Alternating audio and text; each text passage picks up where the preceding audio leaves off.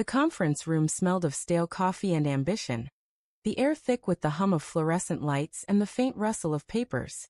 I sat at the polished mahogany table, my tie too tight, my palms damp against the armrests. My wife, Claire, sat across from me, her posture regal, her smile sharp as a blade. She was the boss, my boss, her navy blazer crisp, her auburn hair pulled into a bun so tight it seemed to tug at her thoughts. The promotion meeting had been my stage, my moment to shine after years of grinding under her shadow. I'd nailed the presentation, my voice steady, my numbers airtight. "I'm excited for my raise," I'd said grinning, expecting her nod of approval. But Claire chuckled, a low, throaty sound that sliced through the room's hum. "What raise?" she said, her eyes glinting with something I couldn't name. Amusement, pity, or something darker. The other managers shifted uncomfortably, their gazes darting to their laptops.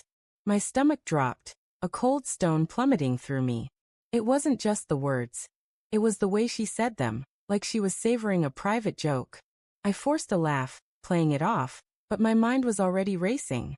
Was this a test? A power play? Claire and I had built this company together. Her as the visionary CEO, me as the loyal number cruncher, the one who made her dreams profitable. At home, we were partners, equals, or so I thought. But that chuckle lingered, a splinter in my thoughts as I drove home that evening. The city's neon lights blurring through the windshield. The radio droned, but all I could hear was her voice. "What raise?" I gripped the steering wheel until my knuckles whitened, replaying every moment of our marriage, searching for cracks I'd missed. At home, Claire was already in the kitchen, her heels clicking on the hardwood as she poured wine. The house smelled of rosemary and garlic, her attempt at normalcy. "Tough day?" she asked, her tone light, but her eyes didn't meet mine. I wanted to confront her, to demand answers, but the words stuck in my throat. Instead I muttered, "Yeah, something like that." We ate in near silence, the clink of forks deafening. My mind churned. Had I misread the budget? No, I triple-checked the figures. The raise was in the plan, my plan. So why had she humiliated me? Why that laugh, that dismissive edge? I watched her sip her wine, her lips stained red, and wondered if I knew her at all. That night, I couldn't sleep. The bedroom was too quiet, the sheets too cold. Claire's breathing was steady, but I stared at the ceiling, my thoughts spiraling. I remembered the late nights she'd spent at the office, her phone buzzing at odd hours, her sudden trips to client dinners I wasn't invited to. Small things easily explained, until now. I slipped out of bed, my bare feet silent on the carpet, and crept to her study. Her laptop sat on the desk, its silver lid gleaming under the moonlight. My heart pounded as I opened it, her password. Our anniversary, burning my fingertips as I typed. The screen glowed, revealing a locked folder labeled private. My throat tightened. I shouldn't be here, I told myself. This was paranoia, not proof. But my fingers moved anyway, clicking, searching, until I found an email thread buried in her archives. The sender's name was Ethan, her VP of marketing. The subject line was blank, but the words inside were a gut punch. "Missed you last night. Same place tomorrow." My vision blurred, the screen swimming. Another email dated weeks ago. "You're right, he doesn't suspect a thing." My breath caught, sharp and ragged. Me. I scrolled. Each message a fresh wound. Flirtations, plans, promises of secrecy. My wife, my boss, was betraying me, not just in our marriage but in the company we'd built. Ethan, with his slick suits and easy charm, had been in my home, at my table, laughing with us.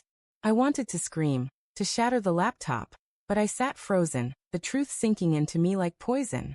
The next morning, Claire was all smiles, her voice bright as she kissed my cheek and left for the office.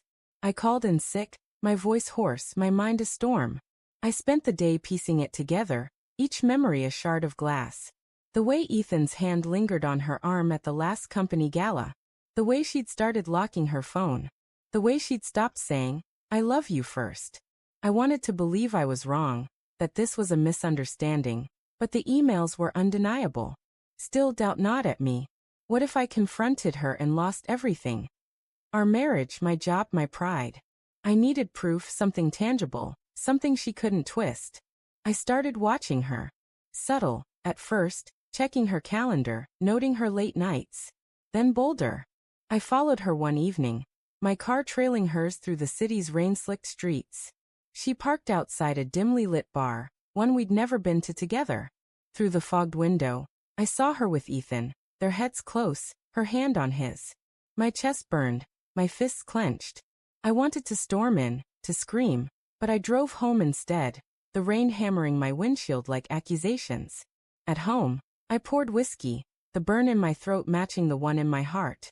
I was losing her, had already lost her, and I hadn't even seen it coming. The confrontation came a week later, after another meeting where Claire's gaze slid past me, her words clipped and cold. I waited until we were alone in her office, the door closed, the hum of the building fading. "What's going on, Claire?" I asked, my voice low, trembling. She looked up, her eyes narrowing. "What do you mean?" she said, but there was a flicker. Guilt, fear, I couldn't tell. I laid it all bare. The emails, the bar, the lies. Her face crumpled, then hardened. "You went through my laptop?" she snapped, deflecting. But I pressed, my voice rising, the hurt spilling out. "How long, Claire? How long have you and Ethan been?" I couldn't finish. She stood, her chair scraping, her hands shaking.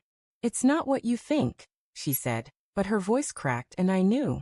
She confessed in fragments, each word a dagger. "It started months ago," she said, a moment of weakness. "Ethan was there when I wasn't, when I was buried in spreadsheets, too busy to notice her loneliness." She swore it meant nothing, that she loved me, but the words felt hollow. I wanted to believe her, to cling to the life we'd built, but trust was ash in my mouth. "And the raise?" I asked, my voice barely a whisper. She froze, her eyes wide. I didn't want you to leave," she admitted. "If you got the raise, you'd have options. You might go somewhere else." The truth hit like a slap. She'd sabotaged me to keep me close, to control me, while she strayed. I walked out, her pleas echoing behind me. The office blurred, the city blurred, everything blurred. At home, I packed a bag, my hands shaking as I folded shirts I didn't care about.